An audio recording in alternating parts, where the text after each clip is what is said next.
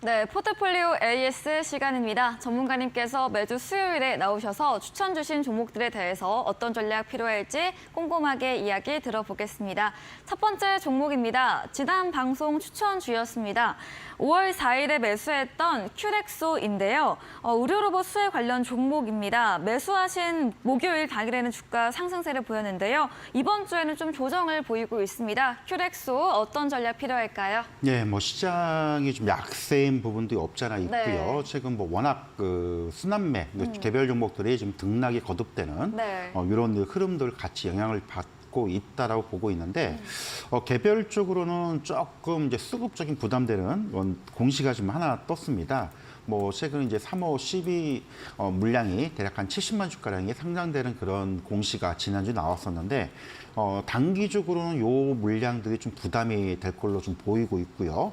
다만 이제 순환매 관점에서는 최근 로봇 관련주들이 거의 한 2개월 정도 조정을 줬고 또 최근에 이제 정부에서도 관련 산업들 육성 정책들이 나오고 있기 때문에 특히 이제 의료용 로봇에 상당히 경쟁력을 확보하고 있는 큐렉스 쪽에서는 이런 단기적인 수급적인 물량 부담만 좀 해소가 된다면 다시금 좀 올라설 수 있는 여지가 좀 있지 않나. 일단 기술적인 부분을 보면서 좀 다시 한번 설명을 좀 드리도록 하겠습니다. 네. 제가 이제 큐렉스 주가의 흐름을 좀 놓고 보더라도 뭐 3월 달에 한번 크게 이제 이슈가 한번 됐었죠. 이때 이제 로봇 관련 이슈들이 좀 많이 부각이 되면서 관련주들이 많이 움직였었고요.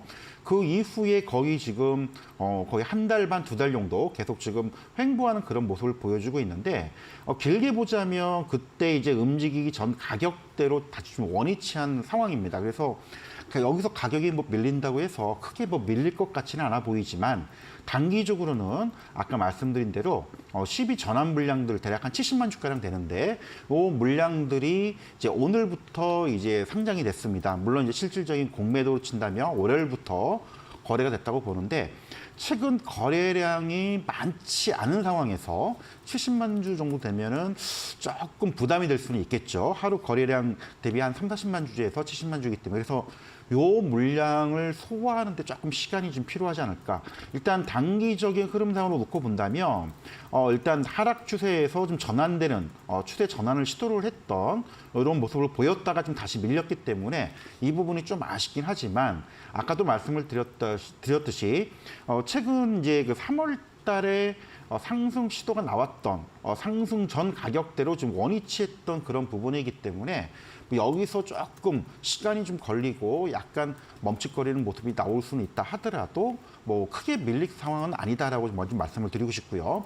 다만 이제 순환매 관점에서 최근에 로봇 관련주들이 한 달 반, 2달간의 어떤 조정, 눌림을 준 이후에 최근 저점권에서 좀 반등 시도가 조금씩 보이고 있습니다. 그래서 큐렉스도 마찬가지로 요 12 물량들이 좀 해소가 되는데 시간이 필요하겠지만 가격적인 측면에서 본다면 뭐 거의 한 9,800원에서 뭐 10,000원대 요 구간에서는 언제든지 오르락내리락 할 수 있다는 부분들을 좀 생각을 좀 해두시고 뭐 보유를 하고 계신 분들은 조금 답답하고 좀 재미없는 구간이긴 하지만은 지금은 조금 더 지켜볼 구간이지 않나 요 부분을 좀 설명드리기 때문에 좀 지켜보자 요 전략 말씀을 드리도록 하겠습니다.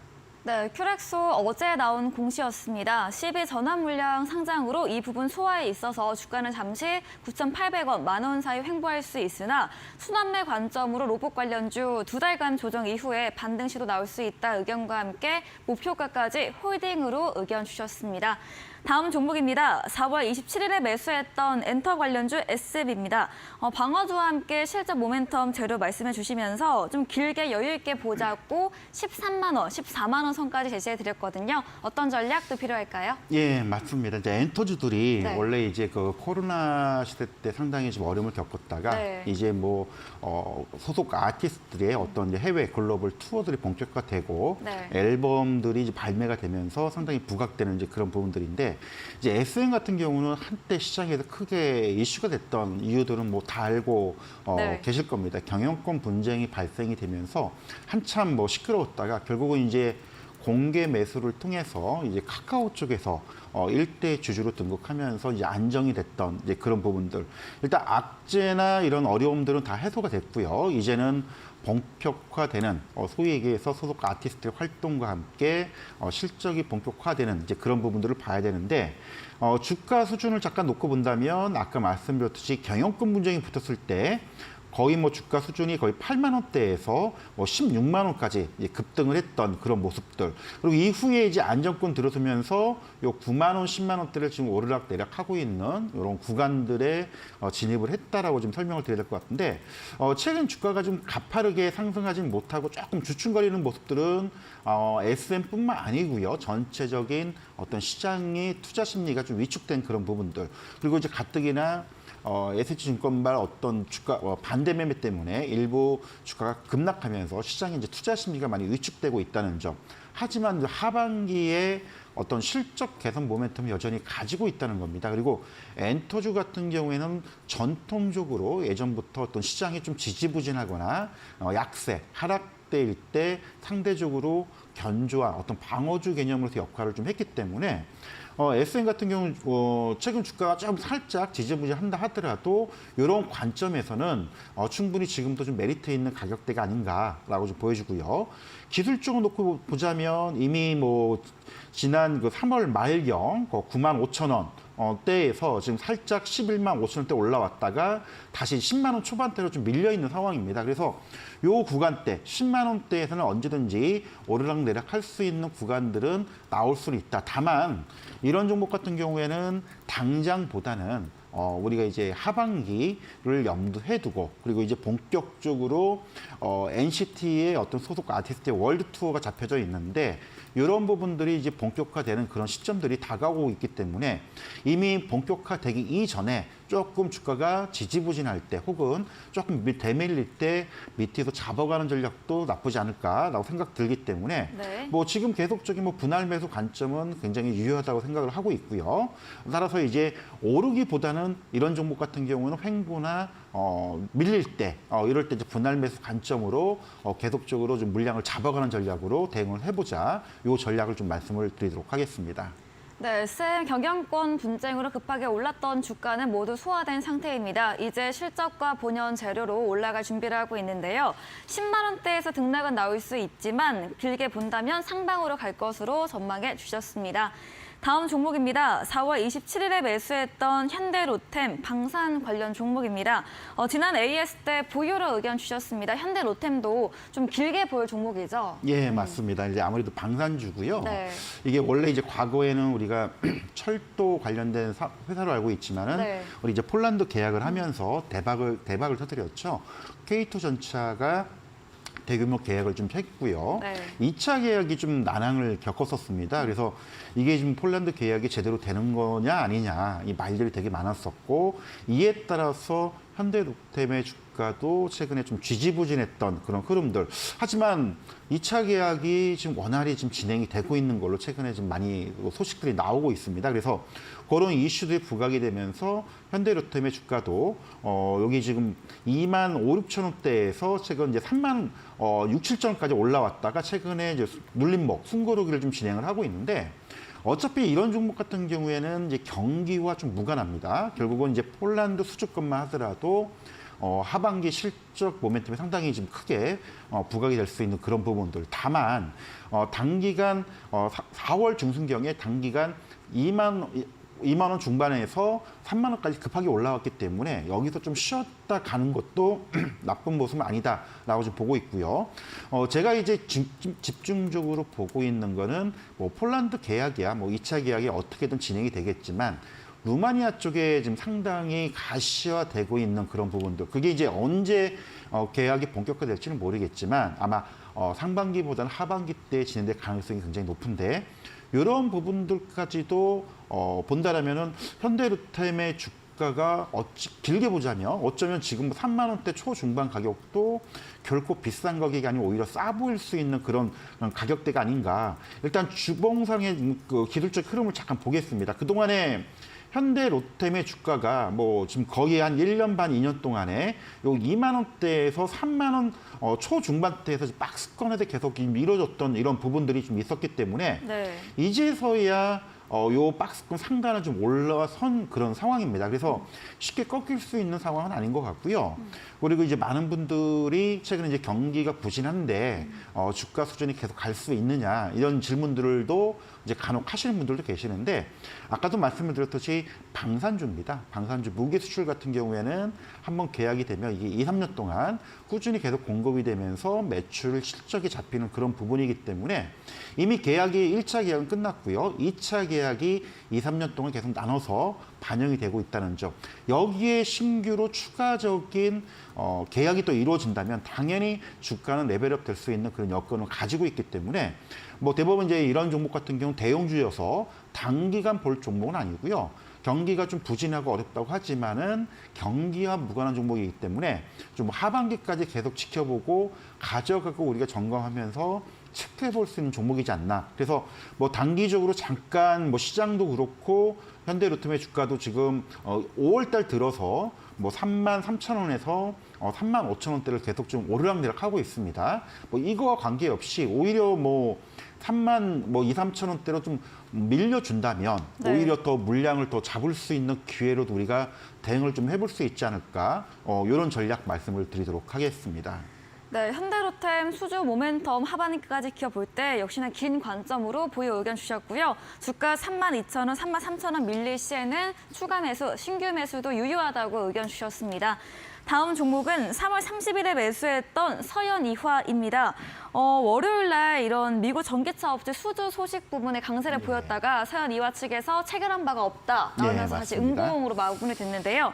다만 어제 오늘도 주가 견조하게 지켜내고 있습니다. 오늘도 강보합으로 17,200원 선 마감을 했고요. 수익권에 이미 있습니다. 어떤 전략 주실까요? 예, 뭐 아까 앞서 잠깐 설명을 드렸지만 네. 이제 자동차 업종이 우리가 이제 워낙 전기차 쪽만 생각을 많이 했는데 물론 이제 서현이화도 일부 전기차 부품을 만들지만 배터리 쪽은 아닙니다. 다만 현대차, 기아가 어떤 시장 점유율 확대와 함께 생산량이 증가가 된다면 이 자동차 부품 업체들도 당연히 어떤 실적 모멘텀을 받을 수밖에 없는 그런 부분들 이미 그 전에 설명을 드렸었는데 이런 것 때문에 서현이화도 뭐 현대차, 기아의 매출이 거의 한 90% 차지를 하다 보니까 이게 강점이 될 수도 있지만 단점이 될 수도 있다라고 말씀을 드렸던 부분들입니다. 이미 이제 계약 관련해서 전기차 관련된 이슈는 뭐 4월 달부터 계속 나왔었습니다. 하지만 이제 이게 진행이 되느냐 안 되느냐 논란들이 좀 있었는데 일단 시장 조회 공시를 통해서 회사에서 답변하기로는 미국의 전기차 필러 쪽에 공급 계약을 체결한 바는 없다라고 네. 발표를 했는데 사실 이게 약간 우리가 공시 규정에서 좀 혼돈이 될 수 있는 그런 부분들입니다. 왜냐하면 이 조회 공시라는 건요. 그 회사가 직접적으로 계약의 당사자가 아닌다면 계약 체결이 안 된다고 공시를 할 수밖에 없습니다. 결국은 계열사, 우리가 이제 소위 얘기해서 종속회사나 관계회사를 통해서 계약이 추진되고 진행되는 경우가 많은데 서현이와도 이런 이제 종속회사를 통해서 이런 계약이 진행되고 있는 부분들은 우리가 하고 있는 걸로 좀 확인이 된 상황입니다. 그래서 이런 모멘텀들은 결국은 살아있다라고 좀 보고 있고요. 네. 이 물량도 꽤 되기 때문에 만약에 이게 본격화된다라면은 서현이와의 주가도 좀 이제부터 좀 본격화되지 않을까. 기술적인 부분을 잠깐 보면요. 그동안에 상대적으로 자동차 업종들이 크게 지금 이슈 부각을 받지 못하면서 연초에 9,000원대에서 지금 13,000원 올라왔다가 조정 주고 다시 상승했다가 조정 주는 전형적인 완만한 상승 파동을 주면서 움직였던 그런 부분들. 최근에 이제 계약 관련된 이슈 때문에 대량 거래량과 함께 일부 이제 기관들의 차익 물량이 좀 나온 부분도 없지 않아 있지만 계약이 이제 본격화되고 이게 실적 기반으로 연결될 수 있는 이런 부분들이 있다라면은 당연히 서현이와의 주가 흐름들 뭐 조정보다는 추가 상승 가능성이 좀 있다라고 좀 말씀을 드려야 될 것 같고요. 네. 이 부분뿐만 아니고 아까 앞전에 설명을 드렸던 것처럼 현대차 기아의 어떤 울산 공장 추가 증설 이런 부분들도 충분히 우리 전기차의 어떤 수주가 아닌 기존 물량들 매출 확대 때 기회가 될 수 있는 이런 부분들이 있기 때문에 일시적으로 잠깐 좀 변동성이 커지긴 했지만은 여전히 메리트가 있는 가격대, 충분히 뭐 19,000원, 2만 원대 이상은 더 갈 수 있는 여지는 가지고 있다고 보고 있기 때문에 뭐 이게 지금 16,000원대, 지난번 고점 라인인 16,000원대를 뭐 다시 한번 내려오게 된다면 매수 기회를 좀 활용해 볼 필요도 있다라고 말씀을 드려야 될 것 같고요. 보유를 하고 계신 분들은 잠시 흔들거릴 수는 있다 하더라도 아까 말씀드렸던 그런 부분들 때문에 충분히 2분기, 3분기 때의 추가 모멘텀, 실적 모멘텀의 어떤 가능성들 여러 개 있기 때문에 계속적으로 좀 보유 관점 말씀을 좀 드리도록 하겠습니다. 네, 조회 공시 부분에 있어서 미국 전기차업체 수주 모멘텀은 아직 살아있다 짚어주셨고요. 추가 상승 여려 있다고 말해주셨습니다. 16,000원 라인대 내려온다면 매수 가능한 점도 기억하시면 되겠습니다. 다음 종목은 4월 13일에 매수했던 한미글로벌입니다.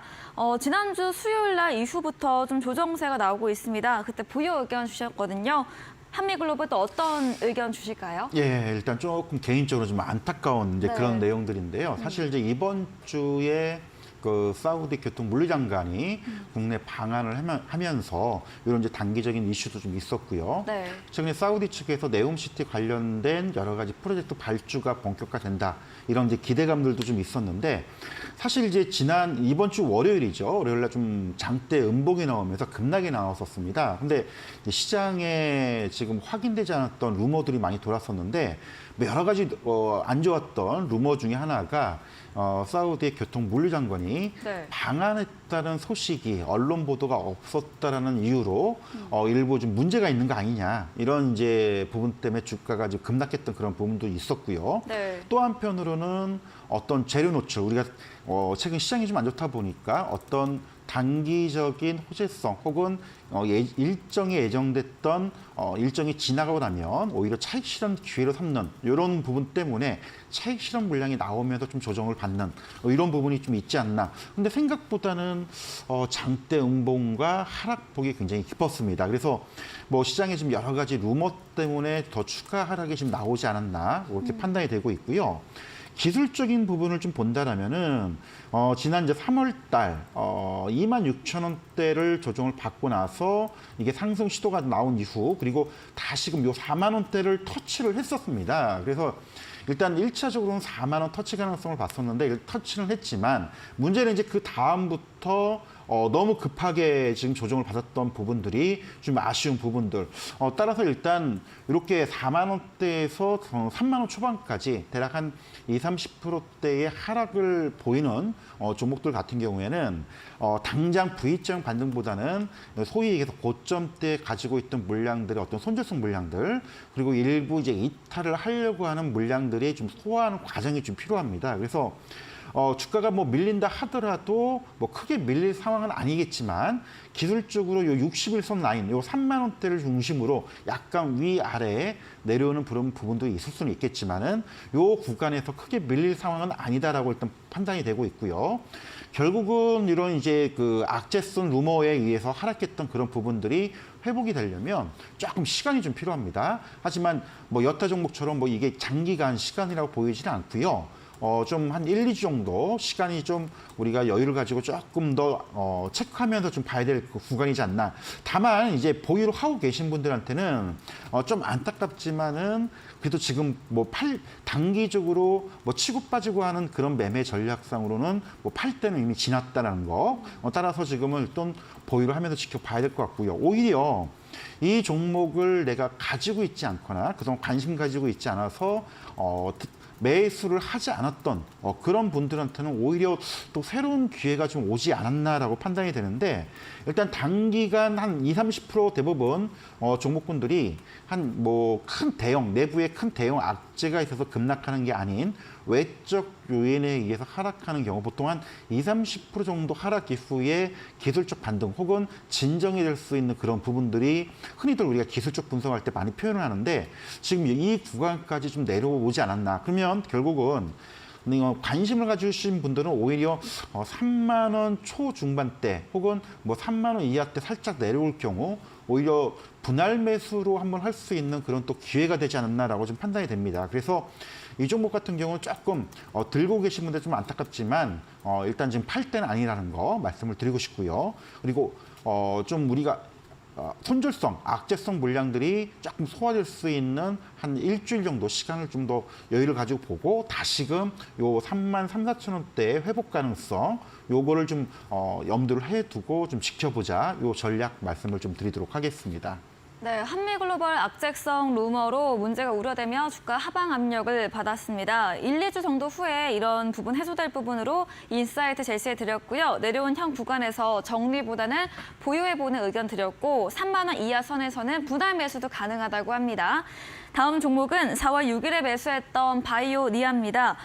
이 바이오니아가 지난 월요일 날 하한가를 보였습니다. 이 아마존 판매 차질 우려 때문에 보였다가 다시 한번 차질이 없다 이런 소식이 들리면 주가가 다시 올라왔는데요. 맞습니다. 바이오니아 좀 아쉽네요. 예, 맞습니다. 그 요즘 시장이 좀 지지부진하고 네. 이제 호재보다는 악재들이 많다 보니까 이 조금 안 좋은 소식에 주가가 좀 민감하게 크게 그쵸. 급락이 나오기도 하고 빠지기도 하는 네. 이런 종목들이 많이 나오고 있는데 그 중에 하나가 지금 바이오니아가 아닌가라고 생각이 드는데요.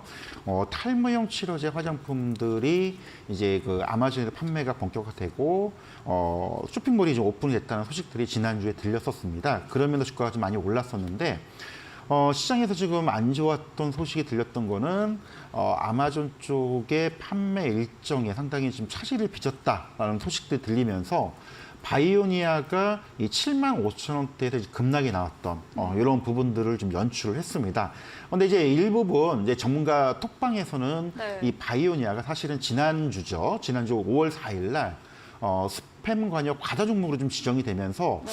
스팸이 요즘 워낙 기승을 부리는데 네. 너무 많이 이제 발송되는 이제 그런 종목들이 좀 안 좋기 때문에 일단 뭐 1차적으로 7만 원대 중반까지 올라왔기 때문에 이익 실현을 해보자. 왜냐하면 그 전에 잡으신 분들은 얼추 미니멈 한 40에서 맥시멈 한 50에서 60% 수익이 났기 때문에 네. 뭐 시장도 안 좋기 때문에 이익 실현을 좀 한번 해보자라고 말씀드렸는데 맞아요. 공교롭게 그 다음날 지금 급락이 나왔기 때문에 혹시라도 지금 들고 계신 분들은 좀 안타까운 이제 그런 상황이 벌어졌습니다. 하지만 그렇다고 뭐 이 종목도 마찬가지로 주가가 그날 이후에 추가 급락이 나오기보다는 일단 뭐 일부 악재성 소식 때문에 손절성 물량들을 좀 소화를 하는 그런 과정이 좀 보여주고 있습니다. 그래서 기술적으로 놓고 보자면 일단 뭐 이익 실현하신 분들이야 조금 더 관망이 좀 필요하고 있고요.